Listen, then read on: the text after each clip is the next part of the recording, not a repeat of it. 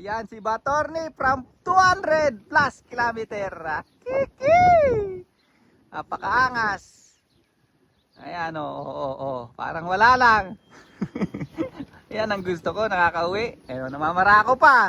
So yan mga kalapatids, nakita nyo na naman yung pagmumukha ko yan. For today's video, yan, ito ang weather natin at naghahantay tayo kay Batorni mga lodi. Ayan, nakakasana yung clock natin.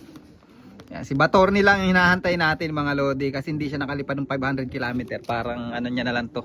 Parang refresh lang kasi parang hindi siya mabigla sa 700 km. Sa Wednesday na kasi yung ano natin, yung basketing ng 700 km. So yung 700 km na yun, tawid dagat yun mga lodi.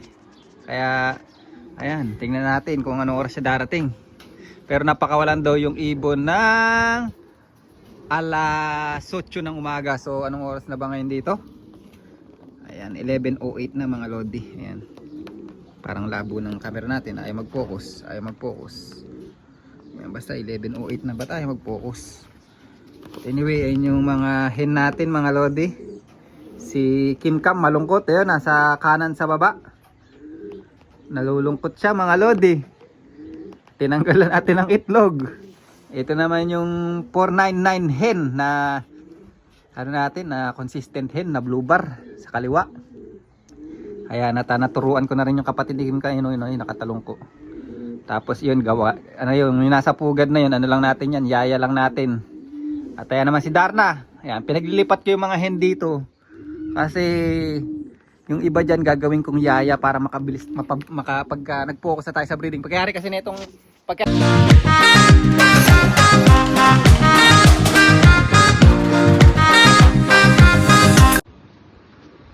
Ayan, honestly mga lodi, hindi ko alam kung anong oras darating si Batorni kasi sa lahat ng ibong ko, isa yun sa pinakamabagal.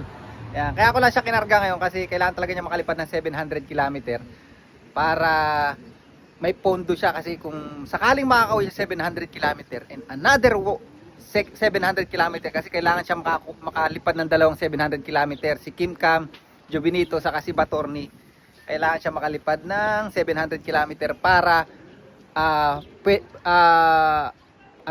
pwede siyang makasakay sa sa Invercargill na 1,200 km kung makakauwi sila sa dalawang 700 km mga lodi. Ayan, may bago kasing rules nga dito sa federation namin. Nasabi ko na to last vlog. Kailangan yung ibon na isasakay mo sa 1,200 km dapat nakalipad ng dalawang 700 km. So which is yun na from Christchurch to Auckland. So approximately 700 km ang layo nun mga lodi, tawid dagat. Ayan. At hindi natin alam kung anong oras yan darating, tagal nga dumating. So normally nasa 240 km yata yung upang ko na yun, hindi ako nagkakamali. Ayan, ilang beses na nakalipad yung mga ibon doon. Pero palagi ko kayang-kaya naman nilang makatawid sa tawid dagat kahit na jump na mga 200 km yung jump nun mga lodi siguro. Kasi last race nila 500 km lang yun, parang 498 km sa akin yung Opiro Bay. Dalawang beses na sila nakalipad doon. And then ngayon dapat merong tawid dagat doon lang sa may pagkatawid ng dagat. Ano yata yung ward, parang nasa ano na yun, mga nasa 550 km o 600 km. Kaya lang yung sa tawid dagat mga lodi, malakas kasi lagi ang wind doon. Noong nakaraan ang wind talagang sobrang lakas daw, nasa 60 knot. So malakas yun mga lodi. Tapos syempre yung alon ng tubig malalaki. Yan, malalaki yung alon ng tubig. Tapos yung splash pa nun. Syempre ang ibon pag malakas ang hangin mababa lang ilipad. Ngayon kung itutuloy nila yung race, ang ibon kakainin ng tubig, ng alon mga lodi, ng mga wave ng dagat. So talagang ubusan yun sigurado. At saka hindi hindi talaga kakayanin ng ibon kasi yung lugar ng Wellington na yan sa may yung bago magtawid dagat, tas yung dagat na yun laging malakas ang hangin doon mga lodi. Kaya nga tawag doon sa lugar na yun windy ano ba tawag doon? Willy ano? Windy Welly yata tawag doon, basta yung Wellington basta yun. But anyway, hintayin natin si Batorni mga Lodi. Yan, tara. Abangan nyo mga Lodi, congrats uli dun sa... Ayan oh. Oh, shout out! Ha? Hindi, may abangan ako galing ka. Eto na oh. Bro, eto na. Eto na si Batorni oh. Pucha, speaking. Takas ng hangin mga Lodi oh.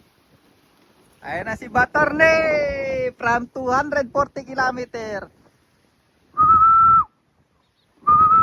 Ayan si Batorni from 200 plus kilometer. Kiki! Napakaangas. Ayan oh. Parang wala lang. Yan ang gusto ko, nakakauwi. Ayun, namamara ako pa from 240 kilometer. Alright. Oh, apakaangas. Oh, ang bilis lang. Pagka isang ibon lang mga Lodi. Yan.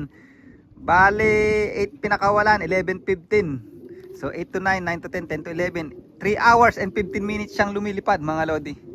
Yun, mabilis mang umuwi pag may kapares eh. Asa na si Batorni? Yun, nasa taas sa kanan. Ayan, pakainin natin mga Lodi. Hindi nakakain to kahapon eh.